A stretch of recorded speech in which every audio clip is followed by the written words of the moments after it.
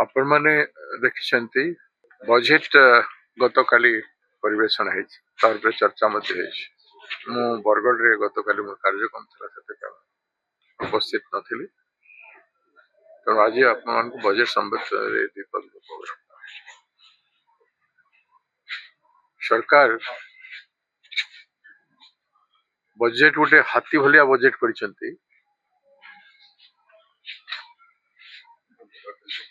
ଶୁଣିବାକୁ ଗଲେ ଗତ ବର୍ଷ 2,290,000 କୋଟି ଟଙ୍କା ଥିଲା, ବର୍ତ୍ତମାନ 3,10,000 କୋଟି ଟଙ୍କାରେ ବଜେଟ କରିଛନ୍ତି। ବହୁତ ବଢିଆ ଶୁଭୁଛି, କିନ୍ତୁ ଆପଣ ଗତ ବର୍ଷର ଖର୍ଚ୍ଚକୁ ଦେଖିବେ, ବର୍ତ୍ତମାନ ଜାନୁଆରୀ ଯାଏ बजेट जो खर्च है 57% मात्र बजेट खर्च है एवं 43% आज जा खर्च हो पारि ना। वर्तमान और रहा 5 मास रे 70,000 कोटी टंका खर्च कर पारिबे? बहुत बड़ प्रश्न। एथि स्पष्ट जना पड़ुछि जे देखिबा को हाथी बोली किंतु खर्च क्षेत्र में पिंपुड़ी बोली। बजेट लोकहित पाई न, ये जो खर्च हम 5 मास 70,000 कोटी टंका को देखेबे,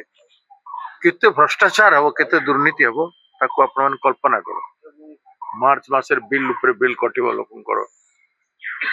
एवं से पैसा लोकंकर स्वार्थ रे विनियोग हो पारिबो ना। ए सरकार रो 22 मास रे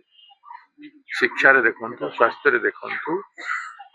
सामान्यतम पीवा पानी रे भी देखंतु, केते असुविधा आज लोक भोगुछन।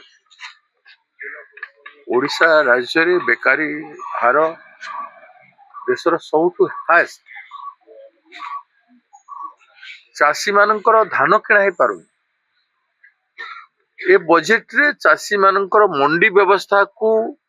उन्नति मूलक करबा पय एते हैरान हला पर चाषी सरकार मंडी मानकर धान बहुत दिन पय रखा जाय पारिबो, तार संरक्षण व्यवस्था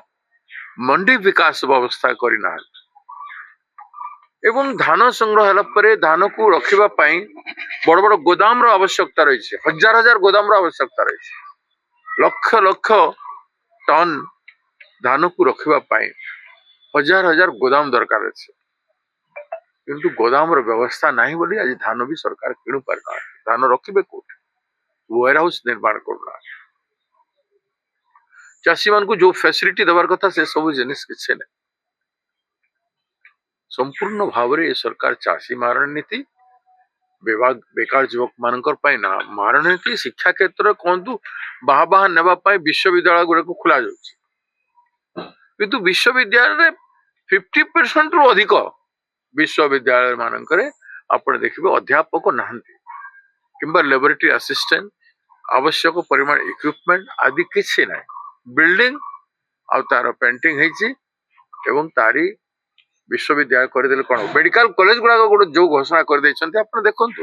मेडिकल कॉलेज गुडा केमति चाली छै। मेडिकल कॉलेज बिल्डिंग है सारे नहीं तो भी इक्विपमेंट नहीं कि मेडिकल कॉलेज चले जाय पारे। उदाहरण सब कलांड मेडिकल कॉलेज जोटा है सारे विभिन्न मेडिकल कॉलेज को आपण देखंतु से अवस्था रे अछि। तो ये सरकार ए बजेट क्षेत्र रे जो जो उपाय देता देखो तो पीवा पानी आपण देखंतु बड़ बड़ पाइप गुडा का चारि आडे पड़ी छै, किंतु से असंपूर्ण काम को संपूर्ण करबा पाए हजार हजार कोटी टंका राज्य बर्बाद हला एवं ताकू संपूर्ण करि पारि नांती। से क्षेत्र में मध्य सरकार रो तत्परता बजेट रे किछि जणा पड़ू नाही। चाषी विरोधी, बेकार युवक विरोधी, शिक्षा शास्त्र सब क्षेत्र में मानवता विकास रो विरोधी। सर्व भारत स्तर रे देखौछन्ति मानवता विकास क्षेत्र 7% ना 9% समथिंग देखौछन्ति, किंतु विकास रो कोनसी फल स्पष्ट भाव रे देखा जाउ, विकास रो फल देखिबा को मिलु नै। तो आपण मान को ए बजेट संपर्क रे आलोचना कला बेल को निश्चित भाव में सरकार हम ये एससी एसटी ओबीसी दलित जाति पछुआ जाति एवं आदिवासी मानकर पाई जो उन्नयनमूलक योजना गुड़ाक हवा तार मध्य गुरुत्व ना केवल देखा बड़ बड़ प्राचुर्य गुड़ाक निर्माण कथा घोषणा होती जो बाहर कंट्राक्टर मान आसबे हेवी पैसा खाई से माने ये सब काम करेंगे आपण देखु केंद्र सरकार डबल इंजिन सरकार कहते केंद्र सरकार 8,000 कोटी टंकार देय आज पर्यंत राज्य सरकार को देना ये सरकार को कौन कहे डबल इंजिन डबल दुख ओडिशा को दौरान एक कथा को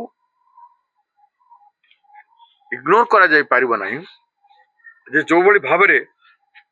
लोके भोट देइथिले बीजेपी सरकार को दिल्ली रे एवं ओडिशा रे दुई गुण पद्म दुई गुण विनाश विनाश स्पष्ट ओडिशा रे राज्य देखो पूरबपल्ली जोठी जानतु सरकार रो लोकप्रियता तीव्र भाव में ह्रास होची केंद्र एवं राज्य सरकार तेणु ए बजेट को आमे संपूर्ण भाव में जन विरोधी बजेट ओडिशार विकास विरोधी बरे जो सरकार रे 42टा विभाग रु 22टी विभाग खर्च करि पारुना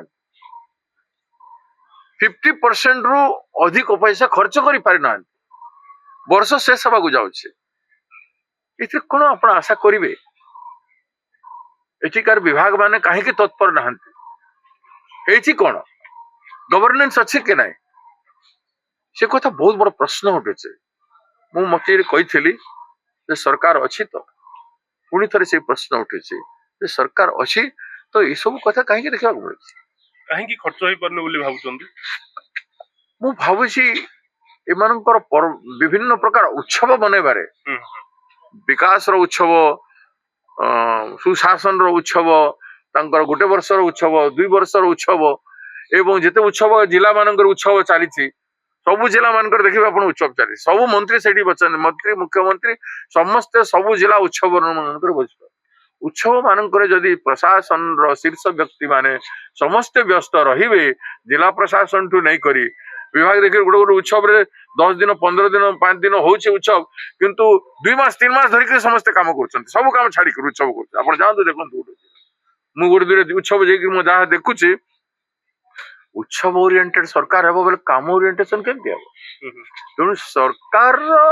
काम को स्पेंड करबा लोक माने तत्वावधान करबा लोक माने सुपरवाइजन करबा लोक माने जेहेतु समय दो नाहंती इग्नोर करूछंती एवं जो हिसाब रे सरकार को गोटे तंत्र सपोर्ट हवा कथा सपोर्ट मिलु ना जारी फल रे आज ये अभाव स्नातक डिग्री पर लक्षे टंका मिलिबो बड़ी आसीछि मते केतेटा को देबे आपण देबे देखिबे सुभद्रा योजना रे केते लोकन को देले काहे कि जो मान को देइथिले काहे कि काटे देले जो झियो माने स्कॉलरशिप पाउथले से मान को काहे काटे देले तो जो माने आगरु बेनिफिट केसी पाउचंती से मान को काटे देबे नहीं तो ए सब प्रश्न अछि हृदय नाही विकास घोषणा करि देले हे जीवन आपण तो खर्च करि पारि नाहंती एबे एते टंका बची छि 43% आपण केमति करबे कोन यू मस्ट एक्सप्लेन इट